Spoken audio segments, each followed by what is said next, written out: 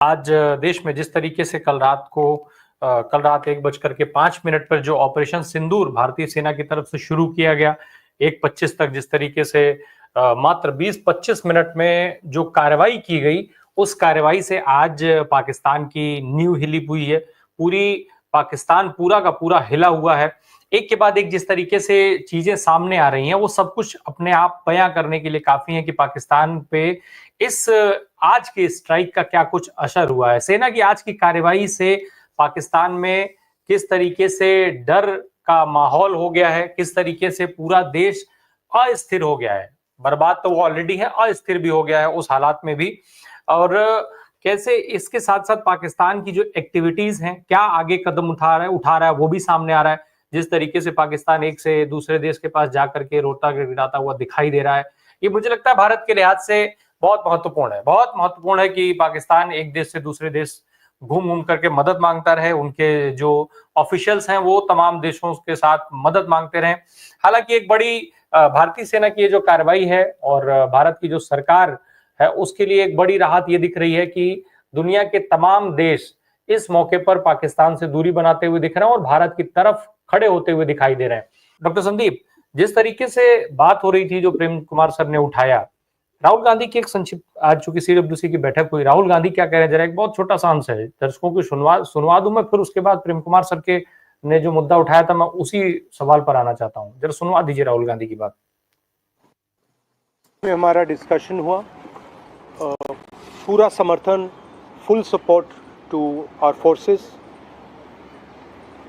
Best wishes to them, much love to them, complete support from the Congress party and the Congress working committee।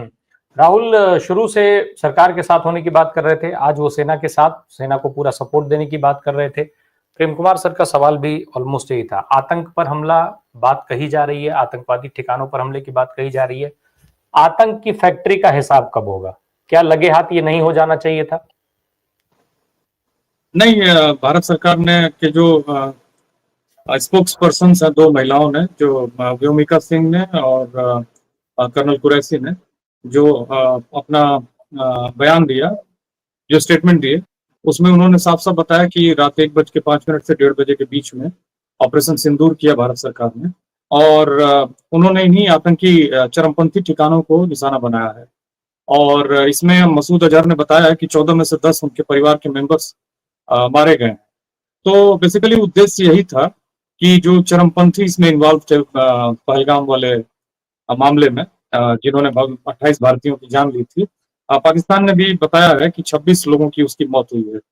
ऐसा बताया जा रहा है कि भारत के 5 लड़ाकू विमान और एक ड्रोन भी पाकिस्तान दावा कर रहा है कि उसने मार के गिराया है, लेकिन अभी तक आधिकारिक रूप से भारतीय सरकार ने इसकी पुष्टि नहीं की है। तो रामप्रकाश जी, जब तक चरमपंथ का सवाल है तो विपक्ष का जो कदम है वो सही है। ऐसा कोई नहीं है मसला कि विपक्ष ने सरेंडर कर दिया है या कुछ ऐसा किया है। देखिए, ये देश हमेशा रहेगा, युद्ध किसी मसले का हल नहीं है, युद्ध खुद एक मसला है।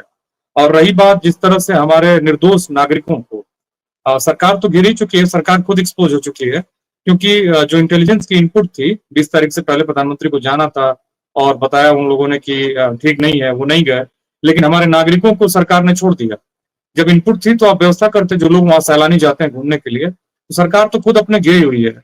ऐसा कोई अचीवमेंट नहीं है कि सरकार लड़ रही है, इंडियन आर्मी तो सबकी है। और राहुल गांधी ने जो स्टैंड दिखाया, विपक्ष ने जो स्टैंड दिखाया है, इसमें कोई बुराई नहीं। उन्होंने सपोर्ट किया अपने भारतीय सेना को, जो हम भारत के हर नागरिक के सम्मान की रक्षा के लिए प्रतिबद्ध है और उसके लिए संकल्पित है, और उसी के क्रम में उसने हमला किया चरमपंथी ठिकानों पर। ऐसा बताया जा रहा है कि 4 ऐसे ठिकाने हैं जो पाकिस्तान के मेन लैंड पे भी हैं, तो वो भी किसी न किसी स्ट्रेटेजी से जुड़े होंगे। भारतीय सेना इतनी जिम्मेदार है कि वो कोई भी कदम बहुत जिम्मेदारी से उठा रही होगी और उठा रही है। तो मुझे लगता है कि ये कोई सरकार की अचीवमेंट नहीं है, और ये सरकार का कोई ऐसा नहीं है कि सरकार जहां करना था वो फेल है। 28 लोगों की जान वापस नहीं आने वाली है, वो दोबारा वापस नहीं आने वाले हैं। जो होना था वो हो चुका है, और हम भारत की सरकार, मतलब भारत की सेना या भारत की सरकार या भारत के लोग ऐसे नहीं है कि वो बेगुनाह नागरिकों की मौत, चाहे इस देश के हो चाहे उस देश के हो, उसमें कोई उनको खुशी मिलती हो, या वो ये चाहते हैं। हाँ, लेकिन वो ये चाहते हैं कि जो चरमपंथ का दर्शन है, चरमपंथ की जो लेबोरेटरी है, उसका विनाश हो, उसका सर्वनाश हो, उसका खात्मा हो।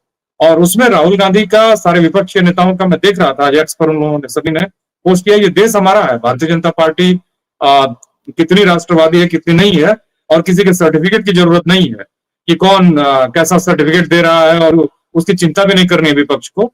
विपक्ष इस क्राइसिस के समय, इस माने इस इम्पोर्टेंट मौके पर पूरी मजबूती से खड़ा है। तो मुझे कुछ ऐसा नहीं दिखता है कि गैर जिम्मेदार है, इधर है उधर है, सब ऐसी ही बातें हैं। मैं ये बता देना चाहता हूँ कि मैंने बताया कि 1 बजे रात से लेके 1-1:30 बजे के आसपास ये ऑपरेशन सिंदूर को किया गया। अभी हार्डली 12 घंटे हुए हैं। इतना भी ज्यादा जल्दी सवाल नहीं पूछे जाने चाहिए। और मेरा ये कहना है कि विपक्ष जो है वो बहुत अच्छा कर रहा है, और किसी भी सिचुएशन को बिना समझे, आप पावर में नहीं है, आप इंडियन आर्मी को डील नहीं कर रहे हैं। और एक और मैं चीज बता दूं कि 14 दिन बाद चरमपंथियों के ठिकानों पर हमला करके बहुत ऐसा कोई क्रेडिट नहीं लूटने वाली है जिससे पूरी दुनिया का चुनाव जीत जाएगी भारतीय जनता पार्टी। भारतीय जनता पार्टी पिछले 10 सालों से क्या कर रही है वो नागरिकों को स्पष्ट हो चुका है। एक बात और मैं बता दूं, नहीं मैं ये कह रहा हूँ कि विपक्ष, जी डॉक्टर संदीप माफ कीजिएगा, मैं रोक रहा हूं आपको। देखिए, ये कहना कि एक स्ट्राइक करके या चरमपंथियों के अड्डे पर हमला करके चुनाव नहीं जीतने जा रही है, ये तो सरासर सिरे से खारिज हो सकता है। उसकी वजह पुलवामा का एक अटैक, जिसको घूम करके देश के प्रधानमंत्री ने मंचों से वोट मांगा पुलवामा के नाम पे, लोगों ने पुलवामा के नाम पे वोट किया। क्या इसलिए किया था कि हम आपको पुलवामा के नाम पर वोट करके चुन करके सत्ता में बैठाएं और फिर उसके बाद हम 26 निर्दोष नागरिकों की जानें गंवाएं? क्या इसलिए किया था पुलवामा के नाम पर आपको वोट युवाओं ने कि पुलवामा की राम प्रकाश जी, मैं उसी पे आ रहा हूँ। कांट की आड़ी जो है ना, वो बार बार नहीं चढ़ती है। आदमी जो है, आप एक बार ठग सकते हैं लोगों को, बार बार एक ही नैरेटिव से, झूठ के नैरेटिव से। बीजेपी कितनी डिस्क्रेडिट हो चुकी है पुलवामा के बाद से, ये आप जनता से जान सकते हैं। मेरा ये कहना है कि विपक्ष सवाल भी पूछेगा, पूछ भी रहा है। ऐसा है कि वो किसी भी सिचुएशन को बहुत ही बढ़िया से, खास करके इस तरह की सेंसिटिव बातों को बहुत ही गंभीरता से एनालाइज करके, पाकिस्तान ने गोलीबारी की है कश्मीर वाले इलाके में, और एक और मैं विस्तार से बताता हूँ, गोलीबारी की है, 6-7 लोगों की जान गई है और बहुत नुकसान हुआ है, जैसा कि हमारे साथी जलील राठौर साहब कह रहे थे। ये सारी चीजें, सबसे ज्यादा दंश और इसका मुश्किल तो झेलने जा रहा है जो बॉर्डर का इलाका है, खास करके कश्मीर के लोग। बाकी लोग तो जहां है वहां है। अब रही बात, दूसरी बात, ये जो युद्ध का जो एक उन्माद फैलाया जा रहा है कि एक्चुअली ये वही लोग हैं जो 14 दिन तक दुबके हुए थे, और अभी जो है वो फैला रहे हैं कि उन्होंने ऐसा कुछ कर दिया है। एक्चुअली ये जानते नहीं है कि 2 न्यूक्लियर स्टेट हैं, और पाकिस्तान भले फेल्ड स्टेट हो, दुनिया जो है वो आइसोलेशन में नहीं है। पाकिस्तान के साथ चीन है, वो अमेरिका। अच्छा, ऐसे आज ट्रंप ने स्टेटमेंट दिया है, उन्होंने कहा कि ये वर्षों से लड़ते रहे, जैसे कि कोई माने कोई इस तरह के इंसिग्निफिकेंट देश हो। माने भारत की कितनी इज्जत है पाकिस्तान के साथ में, वो जो स्टेट।